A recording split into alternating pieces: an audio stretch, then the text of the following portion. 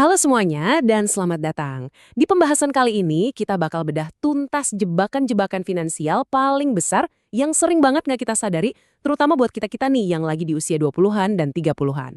Yuk, langsung aja kita mulai. Pernah nggak sih kalian ngerasa udah ngelakuin semua hal yang benar soal duit, tapi kok ya rasanya dompet tetap aja tipis? Jangan-jangan nih ada beberapa kesalahan umum yang kita semua lakuin tanpa sadar. Oke, kita langsung bongkar aja ya, 3 jebakan uang paling besar, yang kayaknya emang sengaja banget nih ngincernya kita-kita yang di usia 20-an dan 30-an. Percaya deh, kalau aja kita tahu ini dari dulu, kondisi keuangan kita bisa jauh-jauh banget bedanya sekarang. Oke, yang pertama, namanya jebakan pencapaian. Ini tuh soal tekanan ya kan, tekanan dari luar, dari dalam juga, buat kelihatan berhasil. Nah, dorongan inilah yang sering banget bikin kita kejeblos ke dua pembelian super besar yang jujur aja ngerusak banget keuangan kita.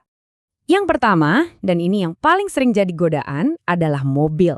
Kenapa? Ya karena statusnya itu loh, kelihatan langsung. Tapi disinilah jebakannya. Motivasi kita kan pengen nunjukin pencapaian, tapi realitanya mobil itu mesin pembakar uang. Nilainya turun terus. Ini bisa jadi bencana finansial kalau cara belinya salah. Nah ini dia nih aturan main yang sering banget kita langgar. Sebetulnya secara teori ya, cicilan kendaraan itu maksimal cuma 2 tahun. Cuma 2 tahun, coba deh ngaku berapa banyak dari kita yang ngambil 5 tahun. Atau bahkan lebih? Ini tuh pelan-pelan tapi pasti ngerusak banget kemampuan kita buat nabung, buat investasi, dan akhirnya ngebangun kebiasaan boros yang susah banget dihilangin. Jebakan pencapaian yang kedua, ini biasanya muncul pas kita akhirnya punya rumah sendiri. Wah, godaannya gede banget. Ini kan rumah impian gue, harus langsung sempurna dong sekarang juga. Dan sempurna itu seringkali artinya adalah pinjaman renovasi yang sebenarnya nggak perlu-perlu amat. Jadi, solusinya gimana? Sebetulnya simpel, tapi susah dilakuin. Sabar. Coba deh, tinggali dulu rumah itu beberapa bulan. Rasain dulu gimana alurnya, gimana sih gaya hidup kita sebenarnya di situ. Ini tuh persis banget kayak orang tua baru yang kalap beli semua perlengkapan bayi, taunya yang kepake cuma dikit. Nah, dengan ngerasain dulu, kita jadi bener-bener tahu apa yang kita butuhin dan bisa ngehindarin pemborosan yang nggak perlu. Oke, lanjut ke jebakan nomor 2. Titik buta pensiun. Ini tuh pola pikir yang, umum banget ya kan? Alah, pensiun kan masih lama, ngapain dipikirin sekarang?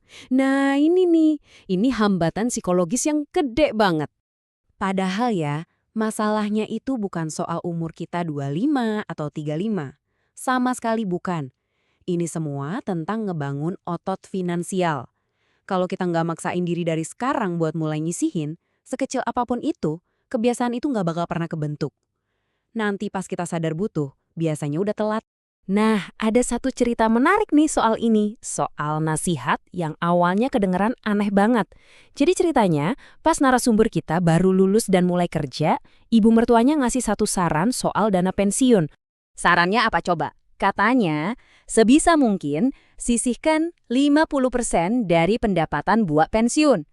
Iya benar, kalian nggak salah dengar, setengahnya. Reaksi pertama dia yang mungkin sama kayak reaksi kalian sekarang ya. Ya langsung mikir, ini gila, nggak masuk akal banget. Gimana ceritanya coba nyisihin setengah gaji? Buat apa? Dan ternyata ada alasan jenius di baliknya. Namanya prinsip plot twist. Intinya gini, hidup itu penuh kejutan, nggak bisa diprediksi. Mungkin hari ini kita masih single, pengeluaran minim. Tapi kita nggak pernah tahu besok, bisa jadi ada kebutuhan keluarga mendadak, atau malah ada peluang bisnis emas yang datang sekali seumur hidup. Jadi, pas kita lagi punya kemampuan buat nabung gede, ya hajar aja, lakuin. Karena tabungan itulah yang jadi jaring pengaman kita buat ngadepin semua lika-liku hidup yang nggak terduga. Oke, kita udah tahu nih jebakannya apa aja. Tapi ada pertanyaan yang lebih dalam lagi. Kenapa sih kita bisa gampang banget jatuh ke perangkap-perangkap ini? Apa sebenarnya yang ngedrive perilaku kita? Jawabannya, ternyata ada di kepribadian uang kita masing-masing. Jadi, kita semua itu punya semacam kecenderungan bawah sadar soal duit, yang bisa dibagi jadi 4 tipe utama. Nah, inilah yang sebenarnya nyetir semua keputusan keuangan kita. Yuk kita lihat bentar keempat tipe ini. Coba deh sambil dengerin kalian renungin, kira-kira mana nih yang paling gue banget? Ada money avoiders, yang mikir tiap anak ada rezekinya. Terus money vigilance yang super hati-hati. Ada money status yang butuh validasi dari luar. sama money focus, yang justru semangat kalau ada target kayak cicilan. Oke, kita beda dikit ya. Money avoiders itu yang sering bilang, ah gampang, tiap anak ada rezekinya. Kalau money vigilance, mereka super protektif. Mungkin karena pernah punya pengalaman buruk soal duit. Nah, money status, ini nih tipe yang paling gampang kena jebakan mobil sama rumah tadi. Kalian sering nggak nyebandingin mobil atau rumah sama punya teman? Kalau iya, bisa jadi kalian punya kecenderungan ini. Terakhir, money focus. Ini unik, mereka justru makin semangat kerja kalau punya cicilan buat dikejar. Khusus buat tipe money status ini, emang ada plus minusnya sih. Sisi baiknya, mereka bisa dapat respect, jaringannya jadi luas. Tapi, sisi jeleknya, keuangan mereka itu bisa kayak roller coaster, naik turunnya drastis banget dan seringkali nggak bertahan lama.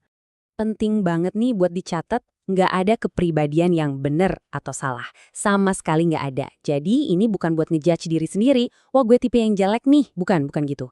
Ini semua soal kesadaran diri, soal memahami kecenderungan alami kita, biar kita bisa manfaatin kelebihannya dan waspada sama kekurangannya. Lagian, kebanyakan dari kita juga campuran kok dari beberapa tipe ini. Dan inilah kesimpulan terbesarnya. Kunci buat benar-benar merdeka secara finansial itu ternyata bukan ngikutin formula ABC atau tips-tips sakti dari internet. Kuncinya itu ngelihat ke dalam diri kita sendiri. Kenali dirimu, karena kesadaran diri itulah kompas finansial paling kuat yang pernah kita punya. Jadi, sebagai penutup, aku mau tinggalin kalian dengan satu pertanyaan buat direnungin. Kehidupan yang kayak gimana sih yang benar-benar bikin kalian merasa sejahtera? Bukan yang kelihatannya sukses di mata orang lain ya, tapi yang benar-benar punya arti buat kalian. Coba deh pikirin baik-baik.